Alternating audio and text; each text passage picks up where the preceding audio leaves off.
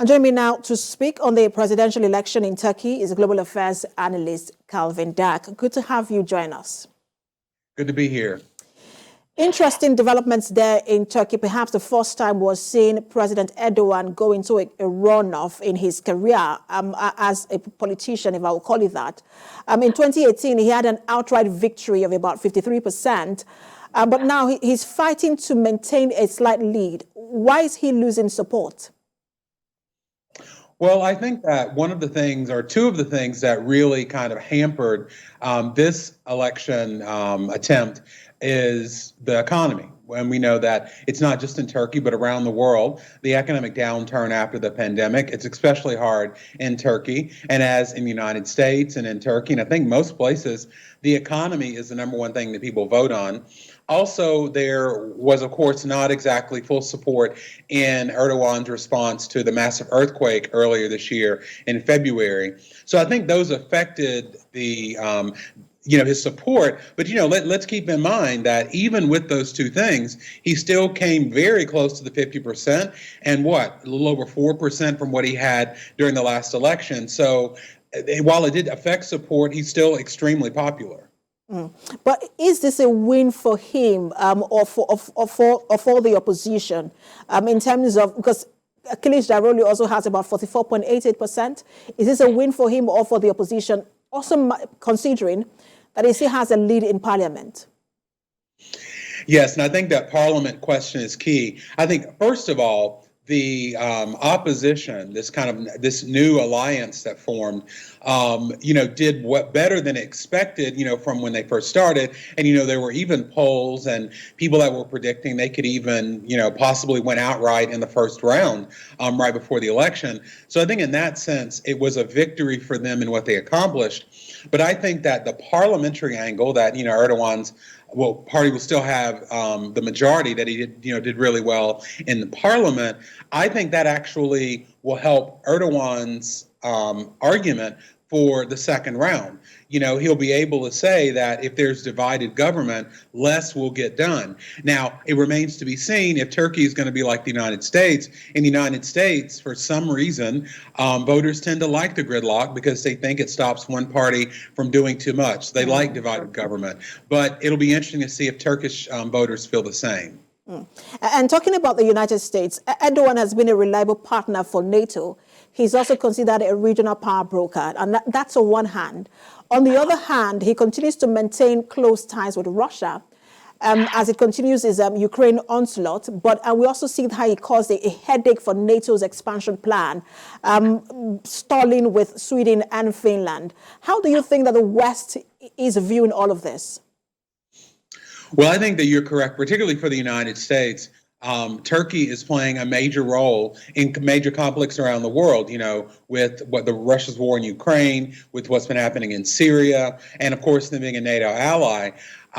They're an economic force. So it's important to the United States, but it's also no secret that the United States would maybe prefer someone a little bit easier to work with, who wouldn't have Erdogan's style and push back against NATO and the United States. So I think that's also an undercurrent of what we're seeing from the U.S. and other West's reaction. And we saw that reaction coming from Annalena Baerbock in Germany, when one of the opposition, when she said, look, she would prefer, the first time perhaps was seeing that level of interference from the West, where she said outrightly she would prefer the opposition to win that election.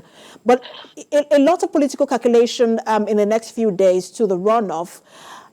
One man seems to be holding the ace here in terms of endorsement and being the kingmaker, and that's Sinan Oğan. He secured 5% of the votes. He's refusing to work with either of the candidates. What can we expect? Well, that was one of the first questions that I had, and it'll be interesting to see what he says. I think that will have some influence, but the people that voted for him tended to be more conservative. So, the general thought is that maybe they would go to Erdogan. But I think it's going to be pivotal. I also think it's going to be pivotal that Erdogan, like many incumbent presidents, are going to use the power of the office to make that push. He did a lot before the election, and he's going to have that platform in the next 2 weeks, particularly when it comes to the media. So that will have a large influence when it's just him and his main rival from the first round. And without Sinan Ohan's endorsement, where does Erdogan go to find the vote? It looks like there was also some sort of displeasure, if I would use that word, with young people in Turkey who really said, look, we are not going to, some of them had spoken outrightly, they were not going to vote for him, especially with how he handled the earthquake. Where does he go to find the vote for the runoff?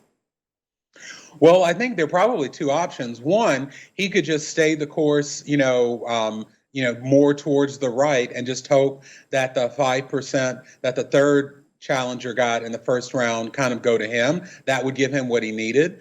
He also could moderate more towards the middle and use that argument that I said that, like, hey, you don't want divided government because nothing will get done. Maybe that will convince some people in the middle to say, we may not like his leadership, but maybe that will be more productive. I do think, though, that if Erdogan does win, it makes increasing more concern about Turkey's democracy. Because one thing he has done is create a very powerful executive that I don't think is good for Turkey's democracy in the long term. A government with, or a region with or without Erdogan as president of Turkey, what does that mean for that region? Well, it could mean a lot of change. It could mean, as far as the NATO expansion, we know that Erdogan has played a very key role in that, and key isn't always good. Sometimes it's been bad. We also know that as Russia's war in Ukraine continues, Turkey will be pivotal. Same thing in Syria. Obviously, his main opponent in this second round has a very different take as to what Turkey's role would look like. So this election, of course, is pivotal for Turkey, but it's pivotal for the many conflicts where it has its hands. We'll continue to see how things play out. Thank you so much for talking to us. I'm sure in 2 weeks' time we'll be having this conversation again. Calvin Dark. Thank you.